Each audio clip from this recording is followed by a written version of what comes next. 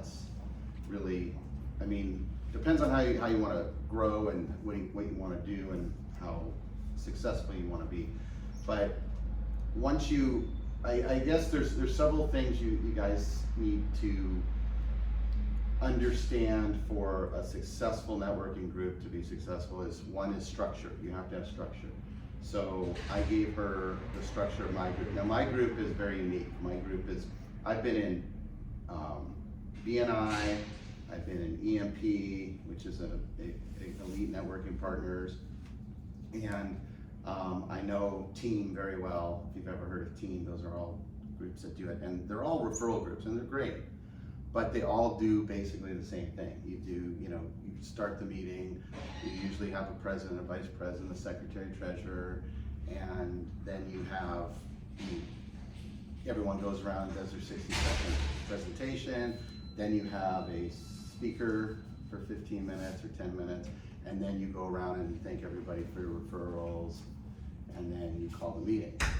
So that's been fine and dandy, and it was great for all the years that I did it, but I kind of got bored after 27 years of doing it, and I started when I was like 30, so I'm old. But in any case, what I did and what I think she's trying to follow, I don't know, are you trying to follow the same group as mine? Mm-hmm. Okay. So, and I think it works better, and I took from what I learned and made it better. So you still kind of do the same functionality of that group, but at the end of the speaker, when the speaker, I call them spotlight speaker, when they do their 15 minutes, then we go into a mastermind. And are you all familiar with masterminds? Mm-hmm. Okay. So I actually went on AI and I said, hey, I have this networking group, half of it's referral, half of it's mastermind.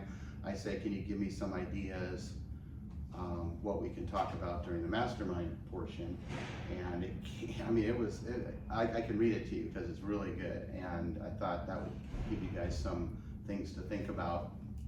So I can read that to you in a little bit. But the main thing is during the mastermind is you work on, we all have problems in our business. We all have things we could do better, social media, marketing, hiring and firing, ideas of growth, or whatever the issue is that's where you guys have to speak up and say, yeah, I'm having this problem at my office or with this employee or whatever the case may be, or I'm trying this marketing technique, I'm gonna this is what I was thinking of doing, pass it around and say, what do you guys think?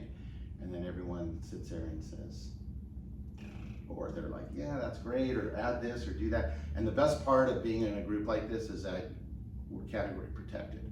So one mortgage person, I didn't hear everybody's thing, but so all I heard was the mortgage. So whatever you guys do, so you want to try to get, and then the other part of it, now does anyone do multi-level marketing? Okay.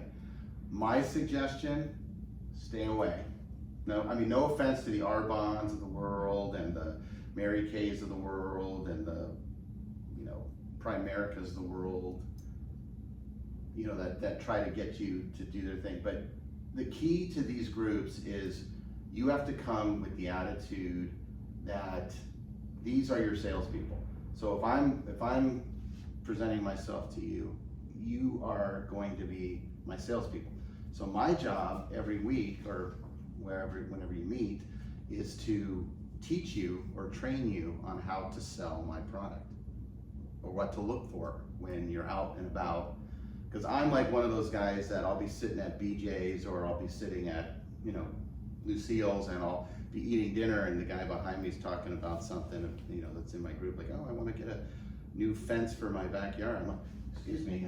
And I introduce them to, I give them my card, because I also took everybody's card in my group and I photocopied it and made an album so that if I'm ever somewhere, I can just say, here you go.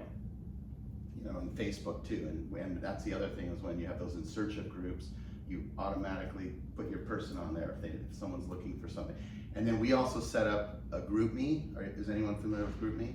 Yeah, we have. You do have a group? Yes. Okay, so the group me is a great thing too, because that's where, you know, if someone sees something on Facebook in the in search of category and it's like, hey, they're looking for a real estate agent. Well, everyone goes on there, someone can go on and say, oh, I found this put on group me, and then everyone goes into that in search of and says, you know, Josie Hernandez is the best, you know, and whatever, and put it in and, you know, so forth. So the key to these groups too is the goal is not to sell each other. And that's a big mistake that a lot of especially the MLM people, the multi-level marketing people that come in, is they try to sell you their product and they're like loans. Your goal is not to do loans for each one of these people. Right. It's a byproduct of it, and it will happen. I guarantee you. It just does. It always happens every group I've ever been in. But the goal is you want this person, this person, this person, this person. They might know 1,500 other people, and you want them to know what you do so that they can sell those 1,500 people if there's ever a need to sell mortgage for you. And the same thing with whatever you guys do. So that's really one of the big goals of the group, and you have to have this attitude. But you also, now you guys meet how often? Every other week. Every other week, okay. So this is great for now, but this is not where you want to be, just because it's just not conducive to, I mean, I guess you could fit a lot of people, but it would be kind of weird. You kind of want to be in a place that is shaped as a horseshoe. That's always it's, you know, where you have like a horseshoe kind of, or more square than a horseshoe, because it's not going to be rounded. But, and then we don't have, in my group, we don't have a president, vice president, secretary, treasurer. I call myself the moderator, so I just moderate the meeting. So, and normally in a normal meeting, you have these different people and they track stuff and they do all this stuff. I track everything, but it's not that difficult. I just made a spreadsheet and I keep track. Attendance is important, so you gotta make sure that, you know, you don't want someone coming, since it's only every other week, it's like, how many should you really miss? You have to make this a priority, and if someone doesn't make it a priority, maybe they're not the right fit for the group. And you gotta be okay with just saying, you know, goodbye. How often does your team meet? We meet every other week, and we do lunch. We do lunch at Black Bear Diner, and it's set up in a big U thing. I sit here with one other person, whoever just sits there. It's like who's the scaredy cat that's gonna sit next to me? But anyway, so someone sits next to me, and then everyone sits on the thing, and then we also have the inside if we get big, because right now we're at about 25, 26 members. And I think the way that it's being run with the mastermind portion, I think people like that a lot better. We don't have any fees, except for you pay for your lunch. I do recommend eating, because, well, first off, you're never gonna get a guy to come to this if you're not serving food. I'm just kidding. We're very, I'm like, where's the food? No, I'm just kidding. But definitely you wanna have, even if it's bagels and coffee or something, but you gotta have something because you're early. If you're doing an early morning, you gotta have something for breakfast or something. And you don't have to pay for it. Everyone pays, you know, if you have to charge dues, you charge enough just to bring the bagels or whatever it is if you're gonna start off small. I mean, right now you don't need to bring anything except coffee or something, but I think it works better if people are eating, and because we do ours at lunch. During the morning, you probably want a breakfast, because mine have always been at breakfast. I hated it. It was a 7:30 to 9 for 26 years. It was crazy. I can't believe I did it. And I barely missed a meeting. I mean, if I missed, I was like out of the country or something. So it was very rare that I missed, or I was deathly ill or something, because I had the best attendance record. Because it meant a lot to me, and I wouldn't be in the group unless I was making money, right? So you've gotta, you know, and it takes time, and that's the other thing, is make sure that you realize it's not instantaneous. It might take a year before you get a deal, and it depends on what you do.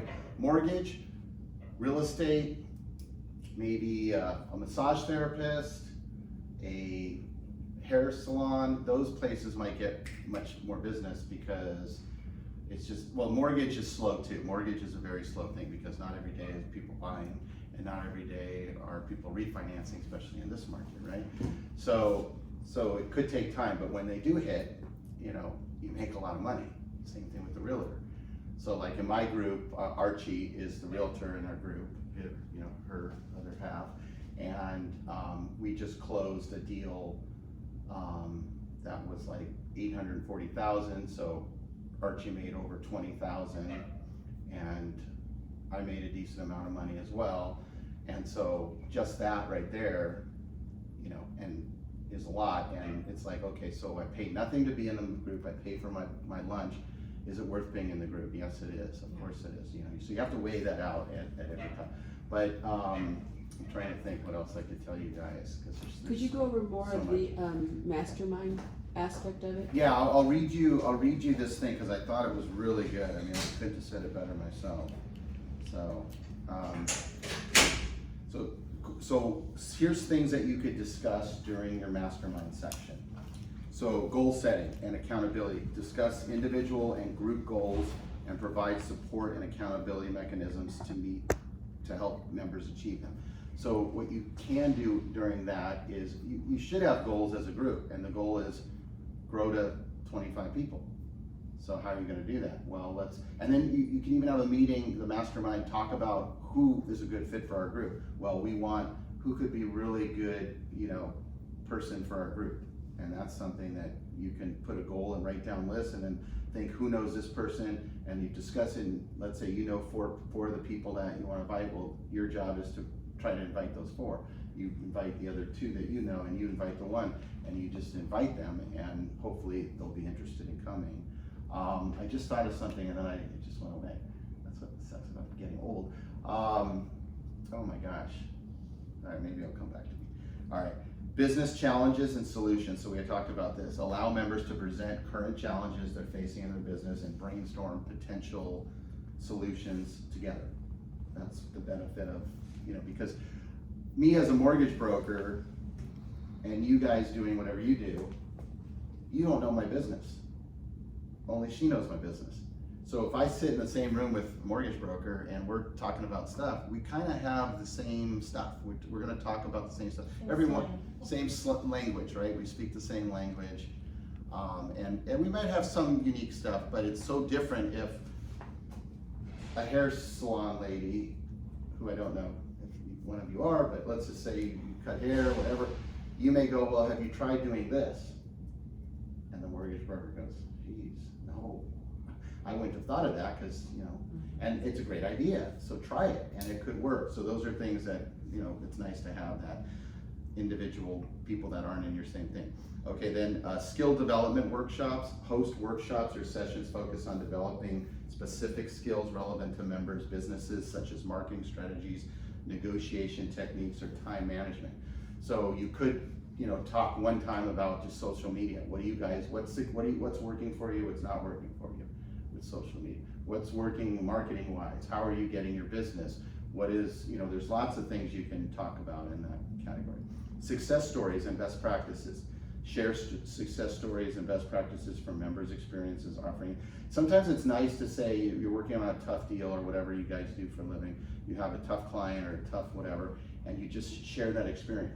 Say, oh my gosh, you know, this person, if you're a financial planner, it's one of you is a financial planner, isn't it? She's not. Oh, she's the one that left? Oh. No, I was insurance, financial, wasn't able to make it. Okay, so let's say the insurance lady, she might have had this client that she, you know, couldn't find insurance anywhere else, and blah, blah, blah, and then they came to me, and I worked hard, and I did this, and it makes her look good by saying she came through, but it's an experience she had with the client. I mean, I've had, and I'm sure Josie will have, as she gets more into the real estate side, is you're gonna have crazy, crazy wacko clients. And sometimes turning, like, some of my worst clients that I could not wait. I'm always nice during the transaction and I treat them like kid gloves and everything, but do I want to turn around and strangle them? Oh my God, I want to kill them. I want to kill some of my clients. I have one of those funding today. But actually what's unique about it is they tend to be your best referral sources, believe it or not. And the reason it is like that, it's because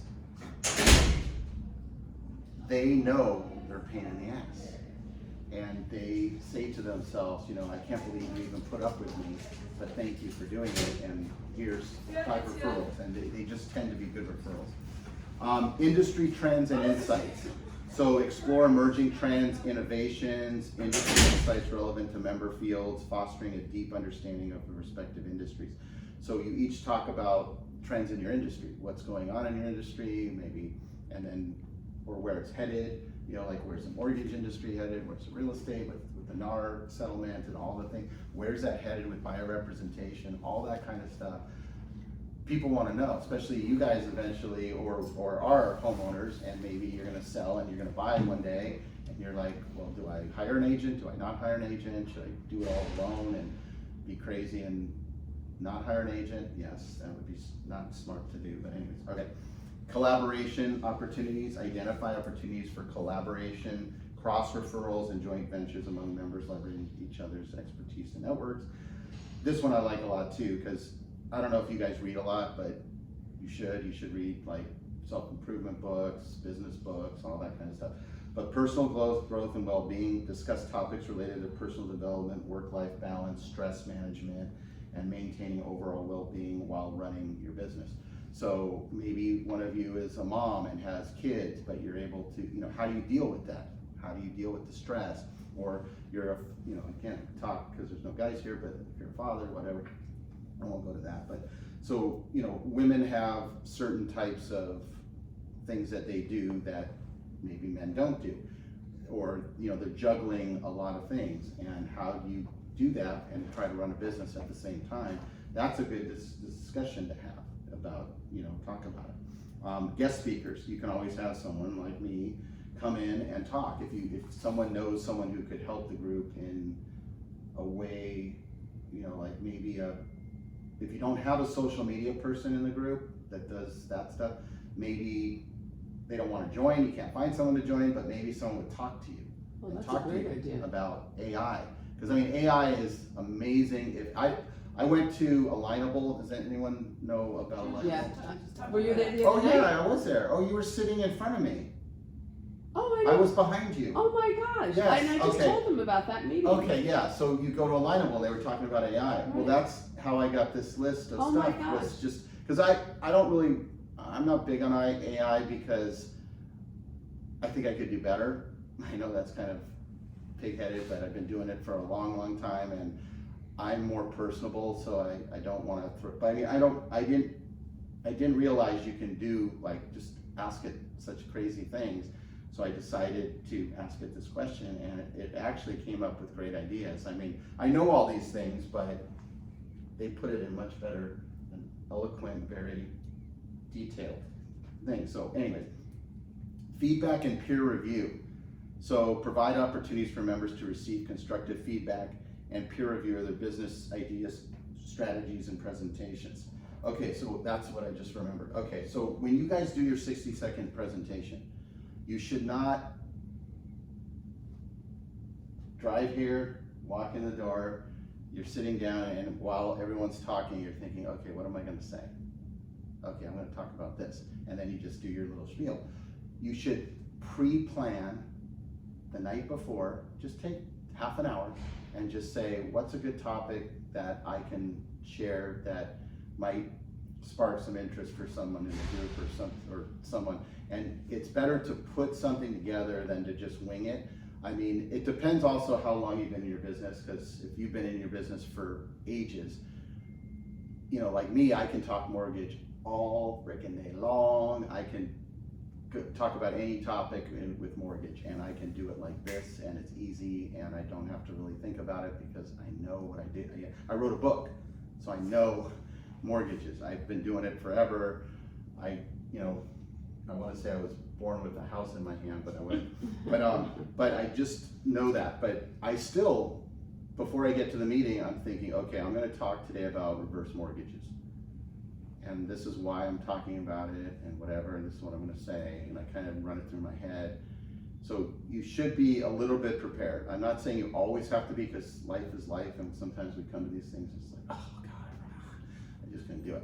But if you can come and be prepared to talk about your product or service, change it up too. That's the other thing, is you don't want, you don't want, like, I'll just use a realtor as an example. I'm a real estate agent and I buy and sell houses for people. And I'm great at it and I, blah, blah, blah, right? And then next week you come, or the next time, I'm a real estate agent and I buy and sell houses and I'm great at it and blah, blah, blah, blah, blah. No, you want, okay, maybe one time say, if anyone wants to buy houses in any other state or anywhere outside of Santa Cruz or the San Fernando Valley, please send them to me, because I have a referral source that I can refer them to top agents in any city in the world, right? And so that's a topic you could talk about. Then the next time you come, you could say, one of the things I do is I state, if a house doesn't look good, I walk around and I talk about staging, or you can talk about staging and how staging can be beneficial or not beneficial. The next time, talk about, a house you just sold for a client that blah, blah, blah, that they're moving from here. I had to, they wanted to buy a house, but they couldn't sell theirs in time. So I did this, I was very creative. We did this. And you just switch it up so you're not boring every time and saying the same thing. Like a lot of times, I've been in groups where the person says the same thing. There's this one guy, and actually he goes to Alignable, but I'm not gonna mention his name. But he talks and he says the same thing every time. And I finally got to the point that I said, you need to tell us. I said, I don't even understand what you do. I said, why don't you explain more of what you do and, the inner workings of it and this, that, the other. And then he started doing that, and all of a sudden now, he got, at least we understood what he did, because he was, but he ended up leaving the group, so it was kind of a blessing in disguise. But it's funny you say that, because I was part of team and people said the exact same thing. And there's 60 second every single week. And I think that's a big mistake. You're missing the boat. I mean, the thing is with these groups, you have to realize this could be a gold mine, and you have to treat it like it. If you don't treat it like it's important, and it's, showing up is important. I mean, we have a rule. I mean, we have excused absences and unexcused absences. And excused absences are you wake up, you're sick, you call me. If you call me or text me before the meeting and say you can't make it, that's an excused absence. If you're rude and you don't call me, unless you're dead, I'm sorry, I'm not as mean as this. I know I'm just joking around, but I am a jokester, so I'm sorry. I have a weird sense of humor. But anyways, if you can't make the meeting because you got in a car accident and you're in the middle of it, you're not going to call me and say, "Oh, I can't make the meeting yet. I'm in a car accident." I understand that, but I need to know ahead of time. Are you coming? Or are you not coming?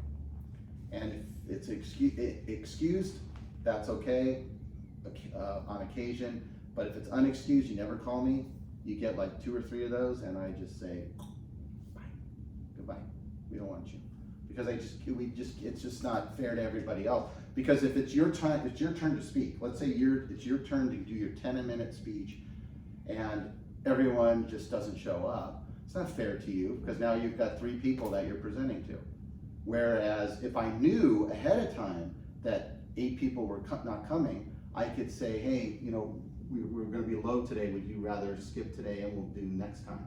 And then we'll just push you to the next time so you get a bunch of people. That's a very nice thing to do that. It is, and it's just, but the point of it is that you gotta get rid of the riffraff. And I don't mean to say it in a negative way, but you can't. You're either part of the group or you're not part of the group. You meet every other week. If you don't schedule it, then why are you in the group? I mean, I put this in I know every other Tuesday we meet at 12:30 to 2 o'clock at Black Bear Diner. It's scheduled in there every other week, and I show up. So if I have an appointment, I mean, very rare would that ever happen. But if a client calls me and says, "When can you meet this week?" I can meet Tuesday. I'm like, I can't do Tuesday. Or I could do Tuesday, but I can do 10 o'clock in the morning, or I can do 2:30. but I cannot do anywhere, I have an appointment already. And how hard is that? I mean, I just don't get it, because I've been in this a long, long time, and you cannot believe how many people miss meetings because, and I think it has to do with insecurity. I think a lot of people, being in this business so long, I believe so many people are insecure with their own sales skills and their own, with themselves, because I know I have loan officers that work for me, and it's like they're afraid to ask for stuff. Like I always say, okay, if they're self-employed or whatever, I want 2 years of their taxes, I want this, and I tell them. Well, he will say, you know, he'll only ask for 1 year of tax returns, and I said, why don't you ask for 2? Because, you know, in case we need 2, chances are we're gonna need 2, depending on the type of business, how long he's been in business. If they know less than 5 years, they're probably gonna ask for 2. If it's over 5 years, they may ask for 1. But just get it, and then if we don't need it, we won't use it. But he's afraid to ask. He's afraid to call his client and say, oh, I need another pay stub. I'm like, are you kidding me? I mean, what are you in this business for? And but people are afraid to do things. So I think people are afraid. Like I remember when appraisals, when we, you know, how long have you been doing it for? 24 years? So you were there before we used to be able to use our own appraisers. Okay, so we used to use our own appraisers back in the day. And I would just call my appraiser and say, okay, I got an appraisal here, do COD. So they would just pay when the person got to the house, whatever, if it was a refi or whatever. And I always told my loan officers, because I've owned the company a long, long time, but I said, if it's COD, if you do COD or they didn't want to ask their client for the money up front for the appraisal. They were scared of it. They were just saying, they'll just pay it through the close of escrow. Well, I made the loan officer sign a thing saying that if the appraisal's ordered and it's done, that appraiser has to be paid. They said, if you don't close this deal, you're paying for the appraisal. And they would just sign that thing because they were afraid to ask. In all my years, 27 years of doing this, I never once had a client screw me for an appraisal, and I've always asked for them to pay for the appraisal when it was there, you know, back in the day, and never had a problem with it. And I do more business than all of them put together, and I never understood that it's just an insecurity that they don't. So that I think has to do with setting to come to these meetings. It's like you just put it in your calendar, and if someone wants to meet with you, I mean, I guess I don't know what you guys do except for her and you, because now I know you do insurance, but solar, that's right, solar. I don't know why she did She's insurance. God, I'm getting confused. That's the old age thing. Remember, I was the one who said I'm 50. I do remember that. 57 years old, and I'm like, I'm forgetting. But anyways, so the point is that you want people here, and you want people to take this seriously. And if they don't take it seriously, then they shouldn't be in the group. I mean, it's, you know, you'll find somebody else. I mean, trust me. And sometimes new blood is better because this person might not. And then you also want to track stuff. So that's, I guess, Josie, for now, is you want to. I take attendance every time. I create a spreadsheet, and I do a P for present, E for excused, U for unexcused, and I just keep track of it. And every week I print it out and I pass it around, not for people to fill out, but just for people to look at, so they could see, like, ooh, I missed 3 meetings. They can see, oh, I look bad. I don't want to do that anymore. But the point is I track also dollar vol. Okay, so the other thing is I think you guys would want to get referral slips. So there's a company that I use. It's just called Thomas Graphics off of Lyons, Mike Thomas. Very inexpensive. I think I get like 250 referrals that are carbon, like they carbon. You right on the top, and it goes through to the second page. The top's white and the other one's yellow. And then when you do a referral, so let's say I have a referral for you. What was your name? Mary Elizabeth. Mary Elizabeth. So I have a referral for Mary Elizabeth. So I'm going to write to Mary Elizabeth, because there's a to box, from Jeff Eisenberg. And then I think it says referral, so I would write John Doe. Referral contact information, so I put his phone number or whatever, and then details about what he's looking for. He's looking for solar. he wants to put solar in the house, blah, blah, blah. And then, there's boxes I put inside, outside, give them your card or you call them. So there's just little radio buttons. So inside and outside is important too, because inside referral is if I'm in this group or you're in this group, so you refer yourself to get solar. That's inside. So that's inside. But let's say you have a client that wants to buy solar. You just sold them a house and now they want solar. You would refer her and mark outside. So it's outside the group. So it's good to track that because you want to see how many are inside, how many are outside. Because the goal is to get the outside. I mean, we want to get the inside. That's the privileged part of being in a group like this, is that you get to work with each other. But you do want the outside. And then of course giving them your card or you call them. So, and I also want to distinguish the difference between a referral and a lead. Because this group should be about referrals, not leads. Please tell the difference then. Well, a lead is this, okay? I know somebody who I think wants solar, my neighbor, but I never asked them, I didn't talk to them, they never said, I never chatted with them and said, hey, would you like to meet with so-and-so? So it's cold. And so I send you a referral, call my neighbor, and then you call my neighbor and the neighbor says, yeah, Jeff told me to call you and blah, blah, blah. I'm like, I don't want solar. And that's a lead. You don't want leads. That's not what this group is. This group is about referrals. So I would have called my neighbor and I would have said, I've got a great solar lady. Would you mind if I had her call you because da da da? And she would say, yeah, have her give me a call. I say, okay, her name is Mary Elizabeth, and she's going to give you a call sometime soon. Okay, all right, thanks. And then when you call, she goes, oh yeah, Jeff said you would be calling. That's what you want from this group. You want, like, it doesn't have to be super warm, but at least they have to know you're calling. It's not a cold call.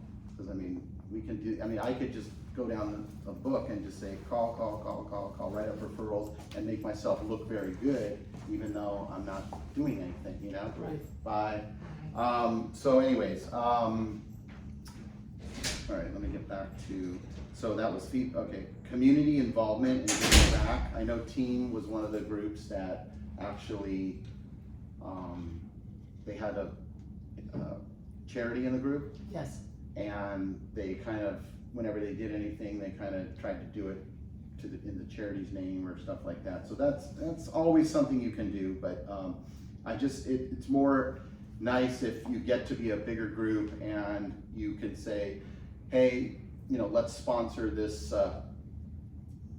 charity event, whatever, and and it's nice you get one of those big checks, like Archie does.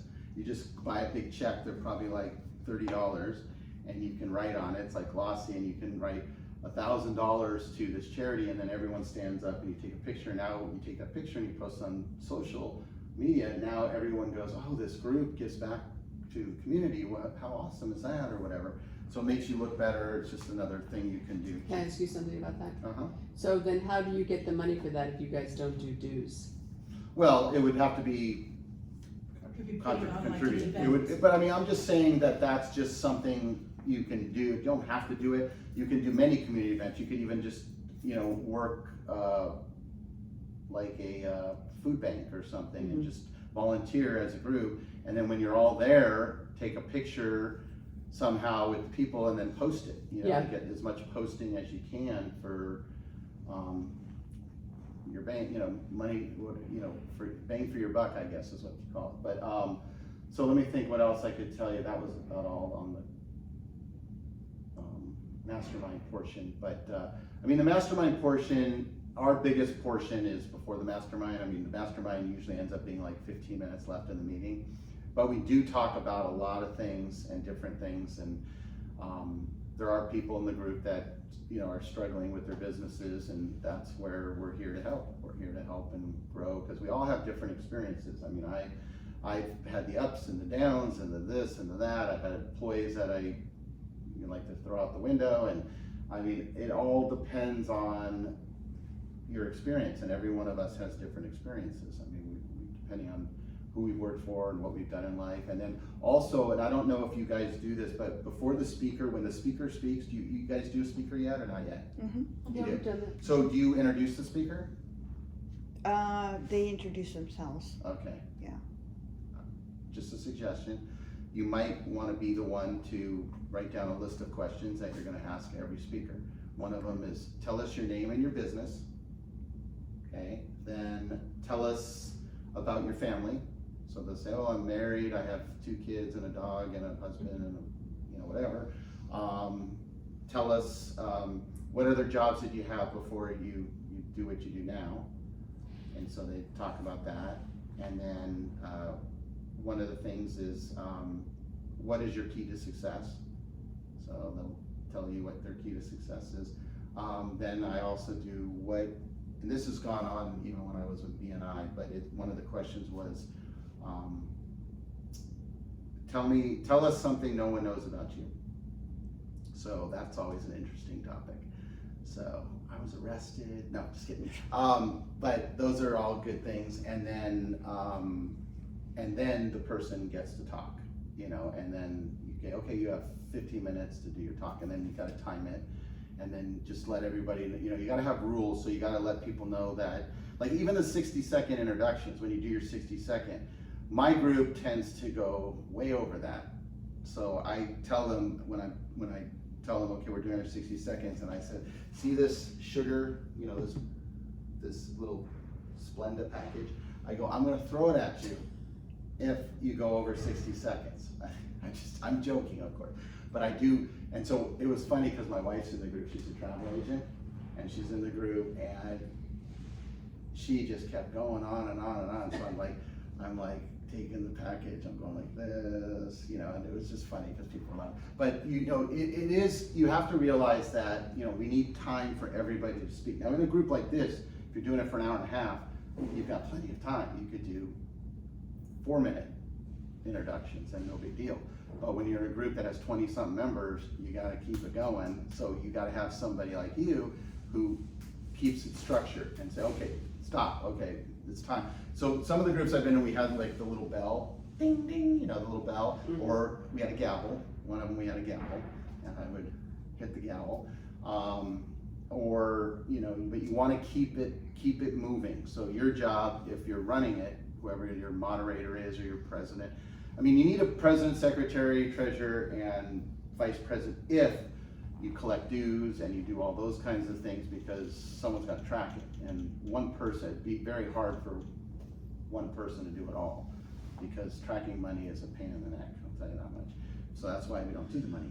In our group, we can each pay individually with the credit card. So it's like everyone pays their own. So, but let me think what else.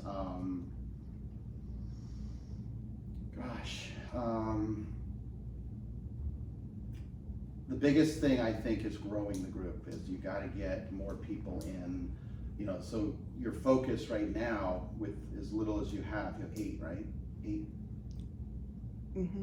is 8. Getting that to 15. So a lot of your talking right now should be about who can we bring, what are good fits. And the other thing too is, and when you do your 60-second, which is amazing to me, I don't know why people don't think of this stuff, but okay, so solar. So I'm going to use you as an example. So who's your best referral source? People who have actually gotten solar.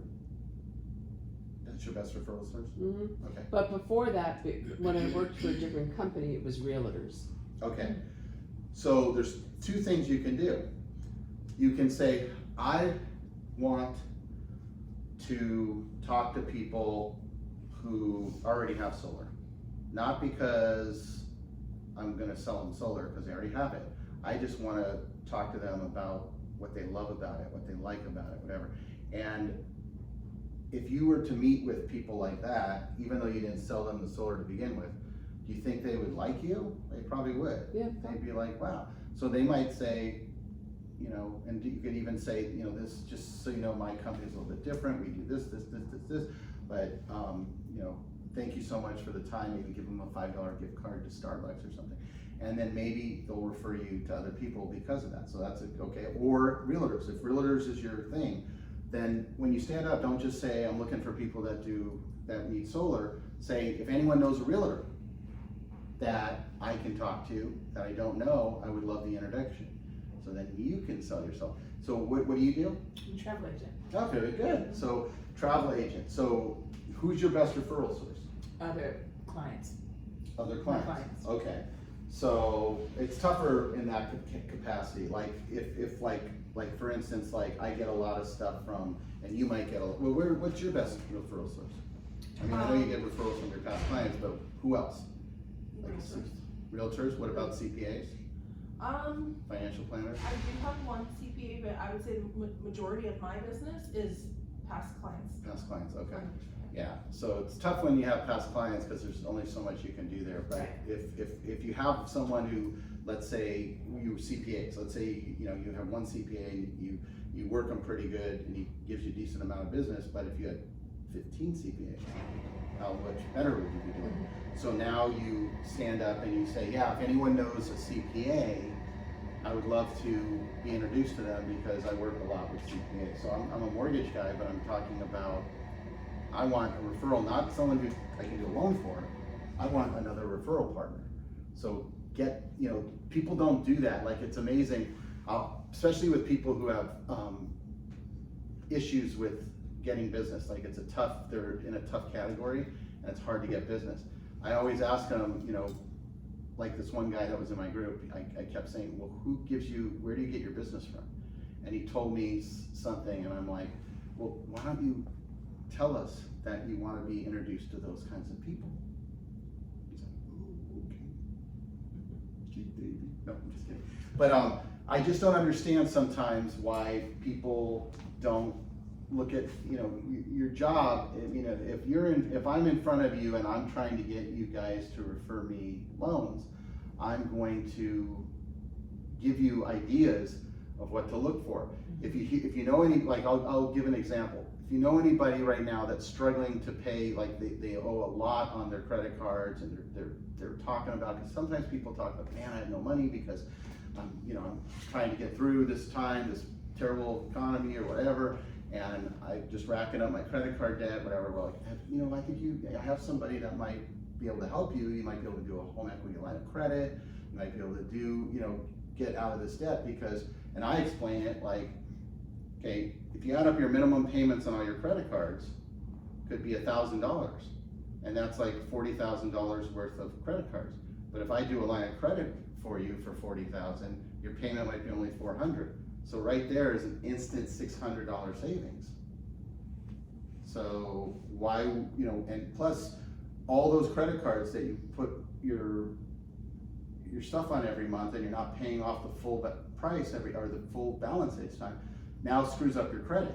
So now your credit is going down because the higher you owe to your limit of your credit card, the lower your score is going to be. But now if we pay them all off, and now you just have this home equity line of credit, now you only have you're saving money. So you have to put things in perspective to the people that you're presenting to. Like solar, why would someone want solar? I have solar, so I love solar. So why would someone want solar? Well, I'm sure you could do tons of examples of John Doe down the street was paying $800 a month during the summer for his electricity bill.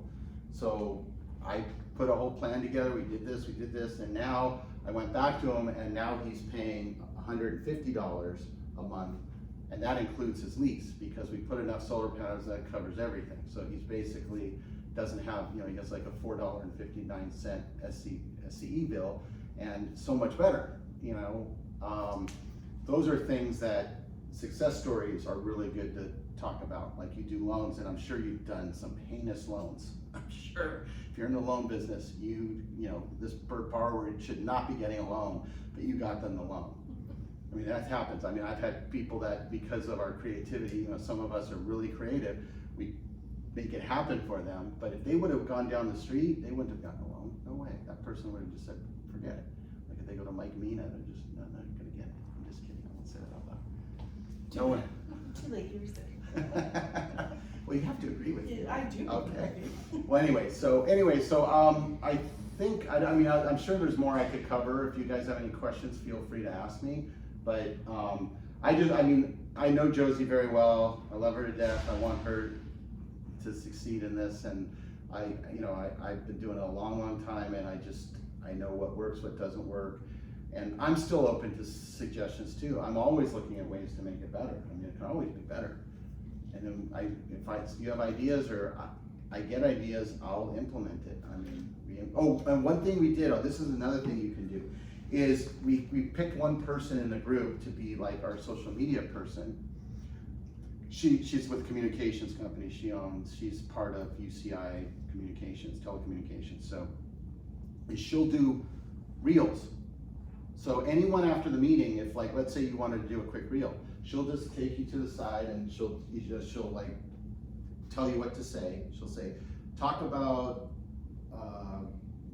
this part of solar or whatever, and just say something, and she'll take the video for less than 30 or 60 seconds, and then she'll put together all the other ancillary things, little glowing things and little houses or whatever. She puts it and then gives it to you, and then now you have a reel that you can send out on all social media. And it really took 60 seconds. I mean, and we did it at an example in our meeting, because in Black Bear Diner, there's like a wall that has like mountains and bears and whatever, and we did it, I think I did Fred, who's our financial advisor, I just did it and said, Fred, tell us why someone would want to move their old 401k to their new 401k.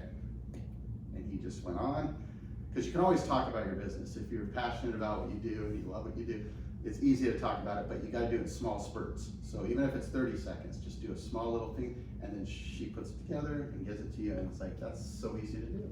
And so you could do that as one of the things for your members.